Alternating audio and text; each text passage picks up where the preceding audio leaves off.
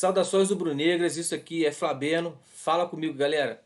Informações aqui importantes sobre Flamengo, o atual momento do Flamengo aqui, após a derrota contra o Fortaleza. O Flamengo perdeu de 2-1 para o Fortaleza no Maracanã.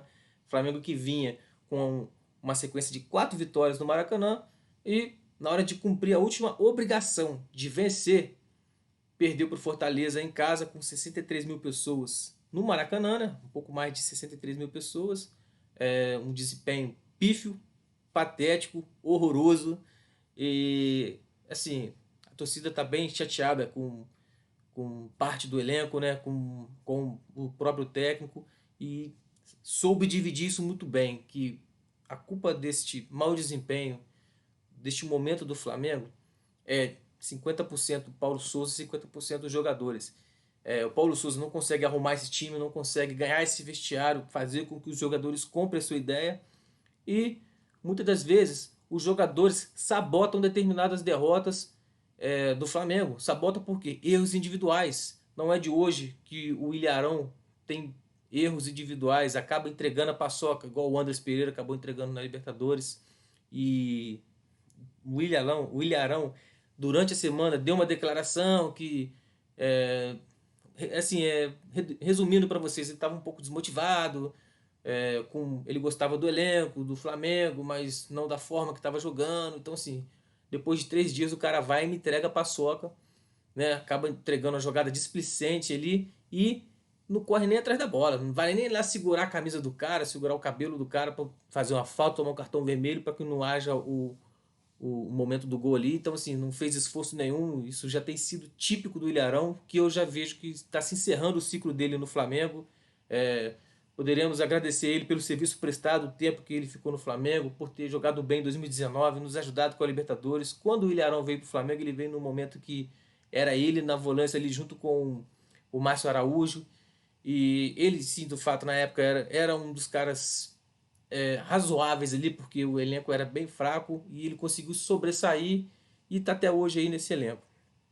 A outra falha eu jogo um pouco na conta do Pedro, porque o Pedro é o nosso centroavante, é o nosso 9 e na ausência do Gabigol, ele tinha que ter dado conta do recado. Tinha que ter feito esse gol de pênalti. Porra, mas errar é humano, o cara errou, o cara tirou o goleiro da jogada e acabou acertando na trave, foi uma infelicidade. Foi. Antes, se ele tivesse chutado a bola no meio, a bola tinha que ter entrado. O cara comprometeu, de repente, um empate ou uma vitória do Flamengo. De repente, se o Flamengo tivesse feito 2-1 com o gol de pênalti do Pedro, de repente teria fechado melhor o time, tomado mais cuidado para que o Fortaleza não empatasse. E aconteceu que no momento que mais se precisou do Pedro ali, ele falhou e ele continua provando que ele deve ser reserva do Gabriel. Então, mas aí um fato aí sobre o Pedro, né? Que é um excelente jogador, um reserva de luxo do Flamengo. Às vezes a gente nem considera reserva, né? Porque joga tanto, né? Mas muitas das vezes o cara não aproveita uma oportunidade de a torcida abraçar ele, né? E a gente também pode citar assim o Felipe Luiz, que tem tido também, né? O cara já, embora tecnicamente, mentalmente entrega muito pro Flamengo, porém fisicamente não está entregando tanto. Ele acabou também falhando no gol de vitória que deu a vitória ao Fortaleza. E o Hugo, né? Mão de alface de novo. A bola bateu na mão do Hugo e entrou. Até quando o Flamengo vai ficar mantendo o Hugo? Até quando o Paulo Souza vai ficar mantendo o Hugo? Com essas entregadas de bola. Pode falar que não foi uma falha, mas a gente pode também falar que a bola seria defensável, né? Então, o Hugo vem falhando, vem sabotando o time com suas falhas e o técnico Paulo Souza, que até então eu tinha uma certa paciência em dar mais tempo pro cara, com uma metodologia diferente, uma reformulação, tentando tirar o melhor de alguns jogadores, tentando tirar outros jogadores da zona de conforto e infelizmente o cara acabou perdendo o vestiário e com determinadas atitudes ridículas dele também, né? Então, e bancando o Hugo, bancando não é botar no banco não, bancando é botando os caras lá, apostando nos caras e os caras errando gradativamente, porque Ele apostou no Hugo ainda, contra o Fluminense. O Hugo foi lá e deu a volta por cima. Mas que garantiu que o Hugo iria manter uma sequência, uma regularidade? Não mantém, tá muito difícil para ele. Eu acho melhor tentar de uma outra forma voltar com o Diego Alves ou Matheus Cunha lá que estava como terceiro goleiro. Inclusive, em falar do Diego Alves, houve também uma chateação que faz com que o mine mais ainda o trabalho do Paulo Souza, né? Com o controle do vestiário, o controle do elenco. Porque, assim, eu não sei como é que funciona a reação desses portugueses aqui no Brasil com determinados setores. Mas o cara não tem nem um pouco de tato, nem um pouco de política em tratar os seus jogadores. E, pelo que se sabe, o Diego Alves foi relacionado para o jogo, foi para o campo para o aquecimento, treinou, e na hora de colocar o time em campo, os titulares e os reservas, o Diego Alves não foi para o banco. Ele colocou o Diego Alves na arquibancada para assistir o jogo. Então, assim, vários jogadores se colocaram no lugar do Diego Alves e se sentiram constrangidos. Você se sente constrangido quando você vê alguém se constrangendo? Eu, particularmente, até me sinto constrangido, sim. Eu não gosto desse tipo de coisa. E faltou aquele tato, né? Aquela molemolência do técnico em, porra, tentar puxar o cara, tentar recuperar o cara, porque ele é um cara importante, um cara histórico pro Flamengo. Não necessariamente ele teria que ser titular no jogo, embora eu não confio mais no Hugo, apostaria até na volta do Diego Alves, mas virou algo pessoal. E o Flamengo paga nada mais nada menos aí que por volta de R$ 800 mil por mês pro Diego Alves. Para quê? Para o técnico simplesmente não utilizá-lo e o Flamengo fica pagando esse dinheiro à toa. Então, assim, sem contar, né, que eu acho que o ciclo também do Diego Alves está se encerrando. Por mim, acabando esse contrato, não renovaria, mas deixaria ele seguir o caminho dele. Mas ele ainda pertence, ele é ativo do Flamengo, né? O Flamengo tem custos com ele durante esse contrato. Então, faltou assim esse tato do técnico e o elenco abraçou o cara. Na hora que o técnico poderia ter algum tipo de razão, ali ele perdeu toda a razão, perdeu o elenco. Isso acabou impactando no jogo. O Flamengo fez o que fez no jogo contra o Fortaleza. Ridículo, embora o Flamengo tem várias más atuações na mão do Paulo Souza, digamos que essa contra o Fortaleza foi a pior. A multa do Paulo Souza, se o Flamengo mandar ele embora, é 7 milhões e 600 reais. Ah, mas pro Flamengo isso não é nada. Porra, é muito dinheiro. 1 milhão já é muito dinheiro.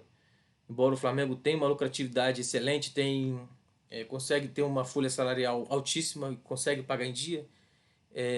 Pensou se o Flamengo toda vez contrata um técnico e tem que ficar pagando 7 10 milhões, 10 milhões de reais, 7 milhões de reais, 3 milhões de reais trocando de técnico?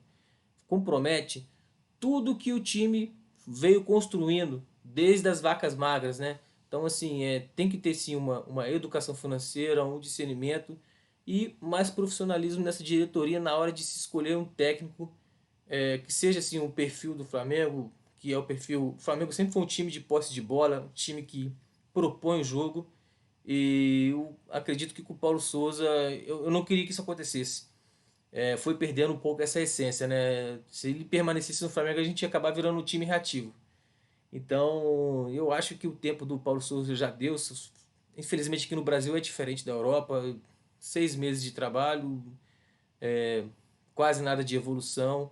Ele sim tentou fazer uma reformulação, tentou colocar alguns jogadores nos lugares deles, mas acho que acabou exagerando em determinado ponto, que ele perdeu a mão e perdeu praticamente o elenco todo. Então assim, digamos que a base não joga por ele. Eu acho isso errado porque eu acho que os jogadores deveriam pensar no Flamengo, na instituição e ser mais profissionais. Mas infelizmente parece que isso não funciona, cara. É birra. E os caras já estão com a vida feita, né? Assim, eles querem ficar ali no Flamengo, recebendo seus altos salários, independente de um dia renovarem ou não os seus contratos, já tem a sua vida bem definida para os seus herdeiros aí futuramente. Então, assim, no final, o prejudicado é a instituição e os torcedores. E o Flamengo, né? Parece que agora o Paulo Souza pode ser demitido a qualquer momento. O Flamengo é freguês do Bragantino, vai pegar o Bragantino na quarta-feira, se eu não me engano. E o Bragantino vem de 9 jogos sem vencer. e o Flamengo vai ter mais uma obrigação de vencer. Ou o Flamengo vai continuar ajudando os times que vêm de más fases, como é o de praxe do Flamengo. Então, assim, se de repente o Flamengo perder contra o Bragantino, ele roda, se não rodar antes. E o Flamengo sempre, quando pensa em mandar algum técnico embora, o Flamengo já tem outro técnico em vista. Vamos falar do Abel, né? O Abel Braga, que foi o primeiro técnico dessa nova gestão do Flamengo, que já não é mais nova, né? E quando o Abel Braga saiu, o Flamengo já tinha em vista, já tinha conversado com o Jorge Jesus. Quando o Jorge Jesus saiu, o Flamengo foi procurar o Domi, porque o Jorge Jesus que saiu do nada, foi procurar o Domi.